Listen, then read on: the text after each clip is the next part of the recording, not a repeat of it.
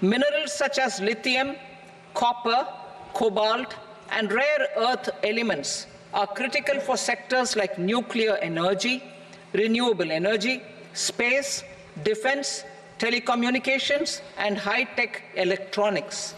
I propose to fully exempt customs duties on 25 critical minerals and reduce BCD on 2 of them. This will provide a major fillip to the processing and refining of such minerals and help secure their availability for these strategic and important sectors. Solar energy. Energy transition is critical in the fight against climate change. To support energy transition, I propose to expand the list of exempted capital goods for use in the manufacture of solar cells and panels in the country.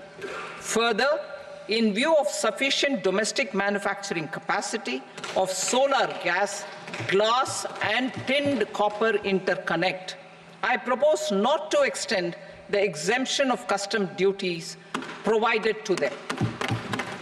Marine products. India's seafood exports in the last financial year touched an all-time high of more than 60,000 crores of rupees. Frozen shrimp accounted for about 2/3 of these exports. To enhance their competitiveness, I propose to reduce BCD on certain broodstock, polychaete worms, shrimp, and fish feed to 5%. I also propose to exempt customs duty on various inputs for manufacture of shrimp and fish feed. Leather and textile. Similarly, to enhance the competitiveness of exports in the leather and textile sectors, I propose to reduce BCD on real down-filling material from duck or goose. I am also making additions to the list of exempted goods for manufacture of leather and textile garments, footwear, and other leather articles for export. To rectify inversion in duty, I propose to reduce BCD subject to conditions on methylene diphenyl diisocyanate MDI for manufacture of spandex yarn from 7.5 to 5%. Furthermore, the export duty structure on raw hides, skin, and leather is proposed to be simplified and rationalized. Precious metals. To enhance domestic value addition in gold and precious metal jewelry in the country, I propose to reduce customs duties on gold and silver to 6% and that of platinum to 6.4%. Other metals. Steel and copper are important raw materials. To reduce their cost of production, I propose to remove the BCD on ferronickel and blister copper. I am also continuing with nil BCD on ferrous scrap and nickel cathode and concessional BCD of 2.5% on copper scrap. Electronics. To increase value addition in the domestic electronics industry, I propose to remove the BCD subject to conditions on oxygen-free copper for manufacture of resistors. I also propose to exempt certain parts for manufacture of connectors. Chemicals and petrochemicals. To support existing and new capacities, I propose to increase the BCD on ammonium nitrate from 7.5% to 10%. Plastics. PVC flex banners are non-biodegradable and hazardous for environment and health. To curb their imports, I propose to raise the BCD on them from 10 to 25%. Telecommunication equipment. To incentivize domestic manufacturing, I propose to increase the BCD from 10 to 15% on PCBA of specified telecom equipment. Trade facilitation. To promote domestic aviation and boat and ship MRO, I propose to extend the period of period for export of goods imported for repairs from 6 months to 1 year. I'll read that again.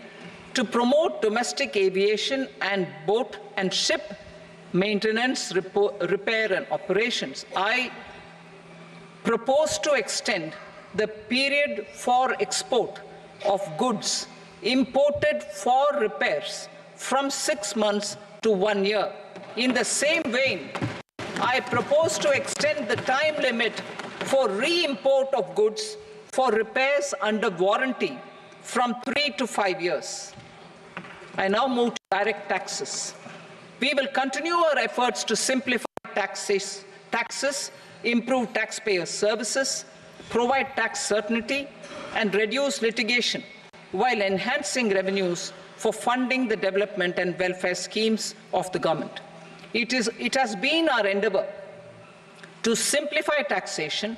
We have taken a number of measures in the last few years, including introduction of simplified tax regimes without exemptions and deductions for corporate tax and for personal income tax. This has been appreciated by taxpayers. 58% of corporate tax came from the simplified tax regime in the financial year 22-23. Similarly, as per data available till now, for the last fiscal, more than 2/3 have availed the new personal income tax regime. Comprehensive review of the Income Tax Act. I am now announcing a comprehensive review of the Income Tax Act 1961. The purpose is to make the Act concise, lucid, easy to read and understand. This will reduce disputes and litigation, thereby providing tax certainty to the taxpayers. I will also bring down the demand embroiled in litigation. It is proposed to be completed in 6 months.